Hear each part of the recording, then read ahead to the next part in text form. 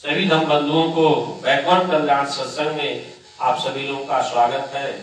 आज 7वां सत्संग है, जिसमें डॉक्टर बी.आर. अम्बेडकर साहब जी द्वारा लिखी पुस्तक बुद्ध एंड हिज धम्मा का 7वां पाठ, 7वां भाग, जिसमें पुत्र के संरक्षण के लिए पिता की योजना अर्थात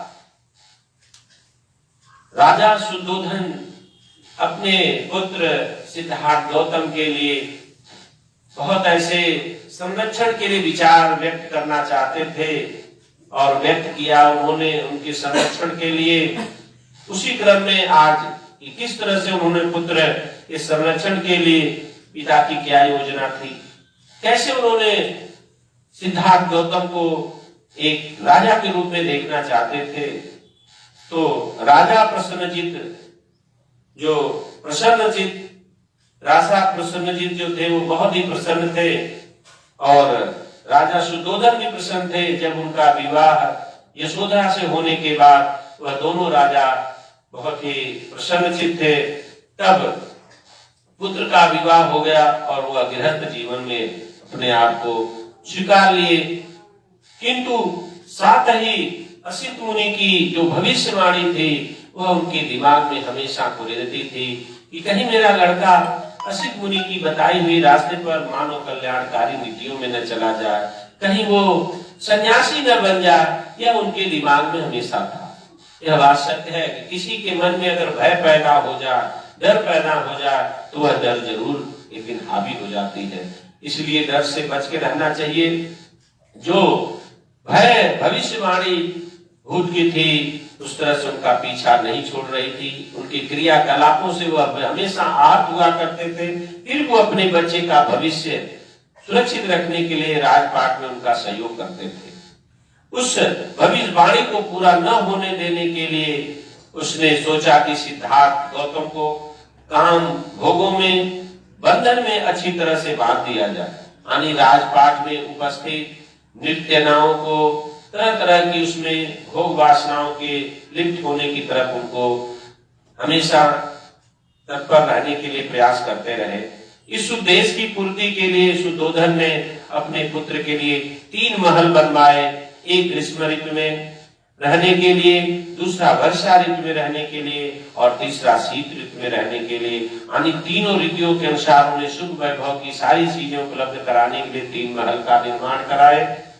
उसने इन महलों को हर तरह के भोग विलास के साधन से सुसज्जित किया। हर महल के इर्द गिर्द एक सुंदर बाग था जिसमें नाना तरह के फूलों से लगे हुए पेड़ पौधे थे। तो उदाई के परामर्श से उसने निश्चित रूप से कुमार के लिए एक अंतःपुर की व्यवस्था करनी चाहिए जहां सुंदरियों की कमी न हो, अर्थात सुंदरी बालाएं भी उनको उपस्थित कराते थे। लेकिन वह इतने मानवीय मूल्यों से प्रेरित थे कि इन सुंदरियों का भी उन पर कोई फल नहीं पड़ता था।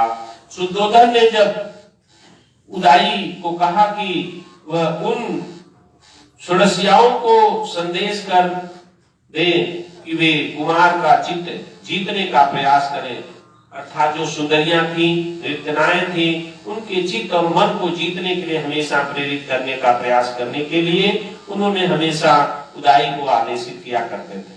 उदाई ने सुंदरियों को इकट्ठा कर कुमार का चित्त लुभाने का संकेत ही नहीं किया, विधि भी बनाई। उन्होंने संबोधित करके उससे कहा, आप सब इस तरह की कला से दक्ष हो, आप सबको राग रंजित चित्त का भाषा का अच्छा परिचय दें। आप सब सुंदर हैं, आकर्षक हैं, आप सब अपने कौशल से कुशल हैं, आप अपने चातुर्य से उस ऋषि मुनियों को भी जीत सकती हैं। अच्छे से अच्छे ऋषि मुनि को जीत लिया जो काम चित माने जाते हैं। उस समय भी इस तरह की जो ऋषि मुनियों को भी जीत लेने वाली सुंदरियों को भी उनके पास रखा गया। लेकिन आप सब सोचिए कि जो लोग कहते हैं कि ऋषि मुनि भी विचलित हो जाते हैं, लेकिन तथागत भगवान खुद एक ऐसे मुनि थे, शाक्य मुनि, कि उन सुंदर अप्सराओं का भी उन पर फर्क नहीं पड़ा। इसलिए होता है कि वह पूर्ण रूप से एक भगवान के रूप में है, जिसका उन पर असर नहीं पड़ा। अपनी कला, अपनी चतुराई, अपने आकर्षण से पुरुष की तो बात ही क्या, आप स्त्रियों तक भी सब मोह लेती थी, सभी स्त्रियों का भी मन मुक्त करती थी, ऋषि मुनियों का भी मुक्त कर लेती थी। अपने अपने क्षेत्र में आप सभी इतनी कुशल हैं कि आप सबके लिए कुमार को काम रूपी रज्जु से में बांधकर अपने बस में कर लेना किसी भी तरह की कठिनाई नहीं हो सकती है, कठिन नहीं हो सकता है। नगावत वधुओं को भी, जो नई नवेली वधुएं भी थी, उनको भी, जिनकी आंखों में लाल शर्म का पर्दा पड़ा रहता था, तो यह शोभा देता था कि वे संकोच में काम ले आप सबको। इसलिए तरह तरह की उनके ऊपर मोह भंग न हो जाए, इस तरह के उनको निसंदेश देते थे। निसंदेश यह वीर भी महान था। यह वीर के साथ साथ, कर्म योद्धा के साथ साथ, वीर योद्धा के साथ साथ वो इतने महान थे, लेकिन इससे तुम्हें क्या फर्क पड़ता है? ये सब जो कार्य आप लोग कर रही है, इससे हमें फर्क नहीं पड़ेगा।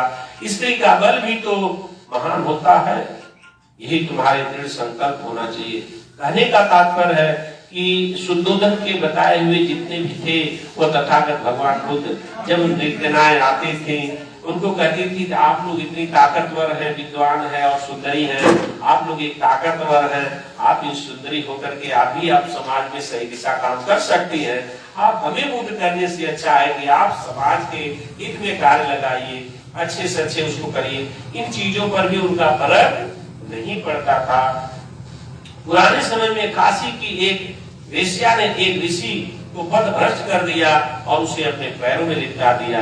यानी इस तरह से बहुत सारी घटनाएं हुआ करती थी, लेकिन तथागत भगवान बुद्ध के बचपन से ही जवावस्था में भी उन ऋषियों की तरह वो नहीं थे, इसीलिए शाक्य मुनि कहलाए, वह ऋषि नहीं मुनि कहलाए।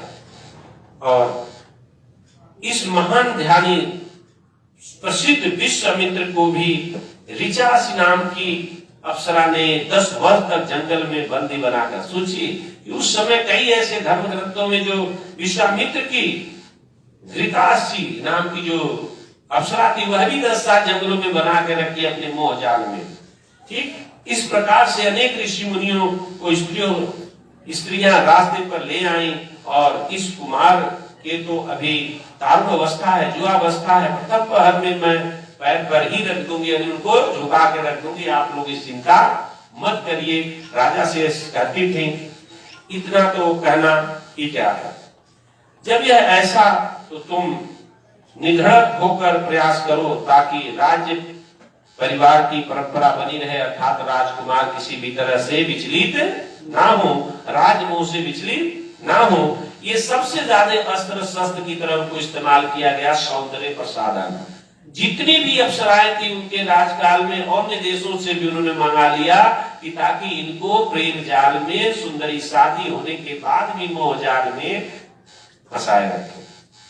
सामान्य स्त्रियां सामान्य आदमियों को वशीभूत करती हैं, किंतु धन्य है वे असाधारण मनुष्यों को वशीभूत करती हैं। लेकिन यह स्त्रियां उन पर भी कुछ नहीं कर पाई, और इन स्त्रियों का अगले एपिसोड में हम वर्णन करेंगे कि बहुत सारी प्रयास की, लेकिन उनको नहीं कर पाई। अब अगले एपिसोड में, अगले सत्संग में बताया जाएगा कि यह जो उदाइयों को राजा ने जो उपदेश दिया, सब तरह से प्रशिक्षित किया, फिर भी प्रशिक्षण के बाद भी अगले प्रवचन में हुआ कि उन्होंने किस तरह से क्रियाकलाप किया। उदाइयों ने, सुंदरियों ने अपनी क्रिया का किस तरह प्रदर्शन किया, और उस प्रदर्शन को अगले प्रवचन में आप लोगों को 8वें भाग में बताया जाएगा। इन्हीं शब्दों के साथ आप सभी धर्म बंधुओं को आज के वैकुंठ कल्याण सत्संग में तथागत भगवान बुद्ध के बुद्ध निज धर्मा का पाठ है, और सभी धर्म बंधुओं को नमो बुद्धाय, जय हिंद, जय भारतीय संविधान। साधु साधु साधु साधु।